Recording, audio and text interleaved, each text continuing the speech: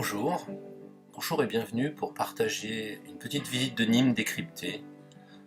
Tout commença lorsque je décidai d'emprunter un autre chemin. Non pas le chemin rebelle, mais le chemin de la curiosité. Et j'ai décidé de compiler tout ça et d'en faire un petit roman initiatique, dont une partie se passe à Nîmes. Alors, partons pour un autre chemin.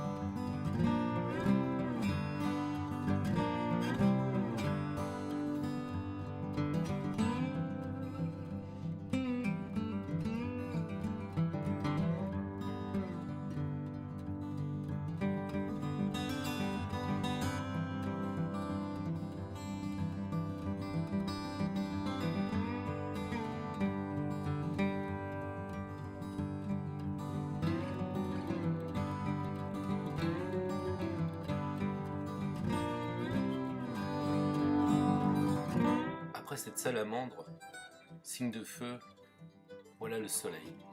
Et puis enfin l'eau. Tous les éléments sont présents dans la ville de Nîmes.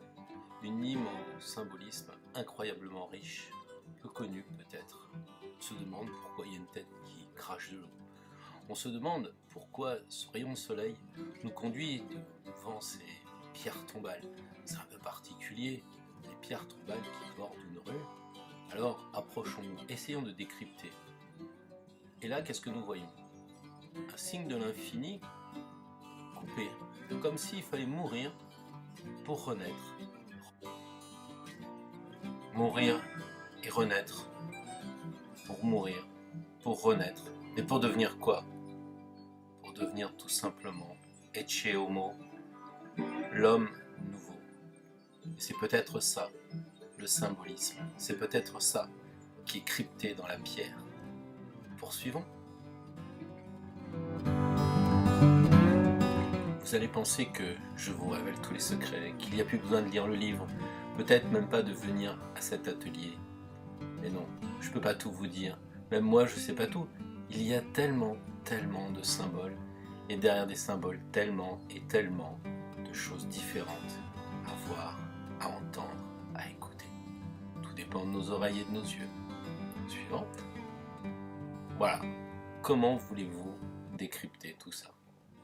C'est impossible.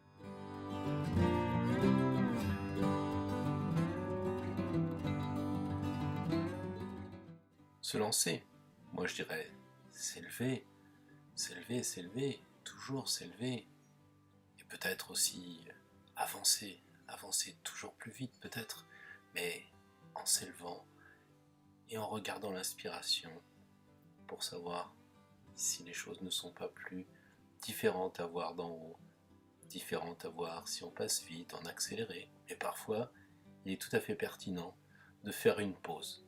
Évidemment, il faut trouver. Peut-être vous habitez Nîmes, peut-être n'avez-vous jamais vu cette louve sur les arènes, un petit peu cachée encore par la pollution, et tout de suite vous pensez au tarot, vous pensez à l'astro, au signe des Gémeaux. Avançons sur Nîmes. Énigme Nîmes, quel jeu de mots digne du battleur et des oiseaux. La langue des oiseaux, la langue des alchimistes.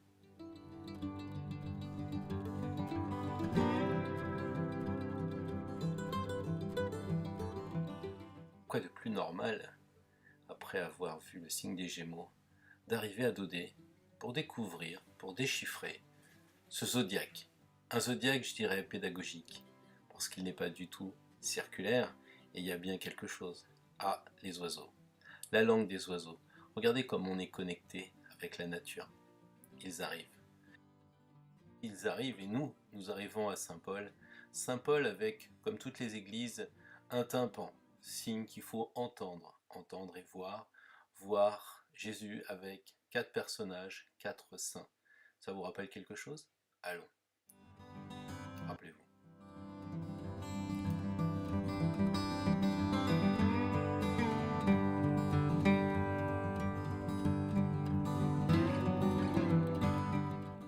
Voici la célèbre maison carrée. Pas besoin d'avoir fait maths sup pour comprendre que en fait cette maison carrée ne l'est pas. Nous voilà sur la place de la mairie de Nîmes. Liberté, égalité, fraternité. Mais si on fait un petit peu le tour, on s'aperçoit qu'il y a le symbole de l'infini avec Saturne, ou en tout cas le Capricorne, le Cancer. Plein de choses alchimistes, la maison 12, plein de choses astrologiques. À vous de voir.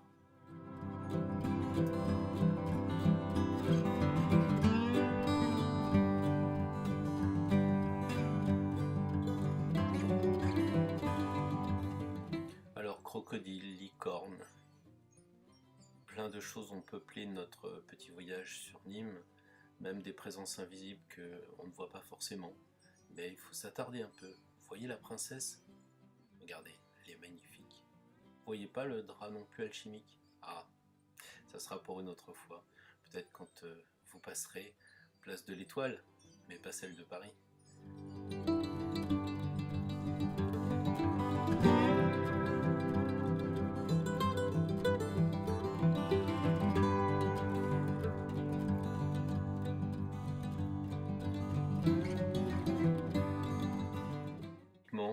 Nous voilà arrivés au champ d'étoiles, Compostelle. C'est comme ça qu'on dit. On croit avoir tout vu, on croit avoir croisé peut-être des dévas. C'est possible, peut-être que ce ne sont pas des dévas. En tout cas, surtout il ne faut pas croire qu'on a tout découvert. Peu s'en faut. C'était l'introduction de l'introduction.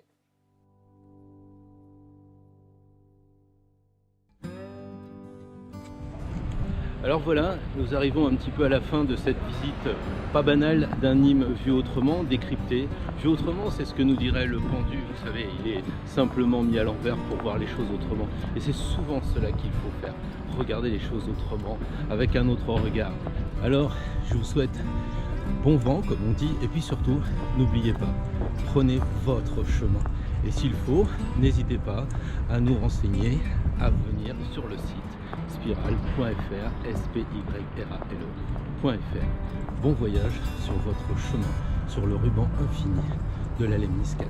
Au revoir.